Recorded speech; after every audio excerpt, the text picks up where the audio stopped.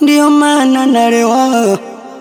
Sinywi mitungi kwa sifa, yanayonifelisha ndo chanzo kurudio muna. Yani mpaka inafikia hatua na kuja hapa basi nimechoka.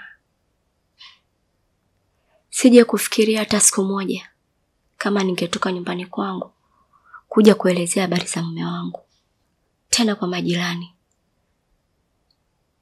Kiukweli dada, nimechoka. Nahitaji msaada kwenu,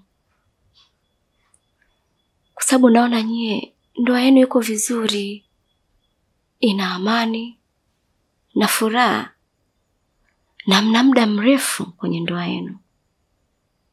Mimi nina miaka 2 tu, lakini hamu sina kwa ndoa yapitia. Dada, naombeni mnisaidie japo hata kwa ushauri. Can you tell me about your experience? Experience? Tia aibu wewe. Hauwezi kwenda kupata kazi kama haujui Kiingereza. Lakini bado hujachelewa. Listen. Teacher Zungu app ni application ya kujifunza lugha ya Kiingereza mtandaoni kwa kutumia njia rahisi kabisa ya lugha ya Kiswahili. Imekuwa ikiwasaidia watu wengi sana ambao walikuwa hawajui kabisa kama wewe, lakini sasa hizi ni mafundi. Hata ukiangalia kwenye application iko link ambayo inaonyesha mashuhuda wa watu ambao sasa hivi wako vizuri. Na sio mashuhuda tu, ina wafuasi wasiopungua 300 wanaoiamini na kuikubali kwa sababu pia iliwasaidia. Na kitu kingine usichokijua kuhusu Teacher Zungu app. Teacher Zungu app ndio application ya kwanza ya elimu inayoongoza Tanzania nzima. Na hata mimi manyanya, am I sound intelligent? Ni kwa sababu ya Teacher Zungu app.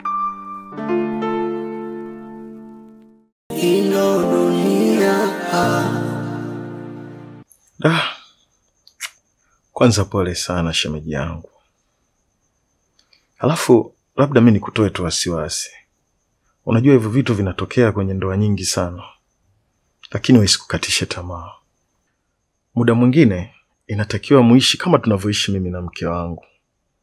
Ndoa ina amani, na tunapendana kwa ukweli. Rafiki yangu anakosea sana. Unajua hata kama alikuwa na mwanamke wake nje huko, lakini hakutakiwa kukuonesha. Ilitakiwa afanye mambo yake huko, amalize huko, baadaye anarudi kwako. Lakini mpaka anakuonesha, inamaanisha nini sasa? Shemeji, unajua mapenzi ni kama matone ya mvua. Iwe yanatoka manyunyu, matone makubwa makubwa, lakini itakiwi kabisa ikukatishe tamaa usifanye mambo yako. Vumilia shemeji yangu. Mimi nitajaribu kuongea naye.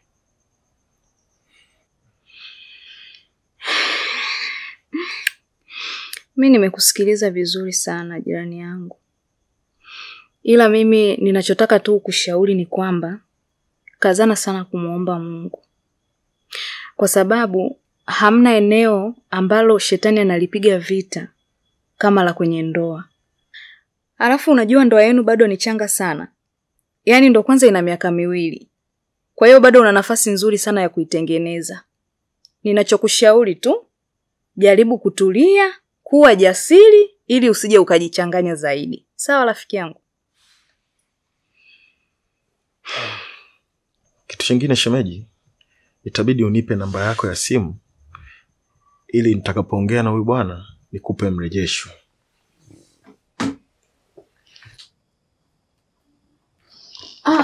Ngoja. Usijali. Si unajua namba yako ya simu ninayo, kwa hiyo nitamwandikia. Sawa? Basi dada, mimi naomba niwaage. Niwatakie jioni njema. Ila shemeji, nakutegemea sana. Usijali jirani yangu. Haya, siku njema jamani.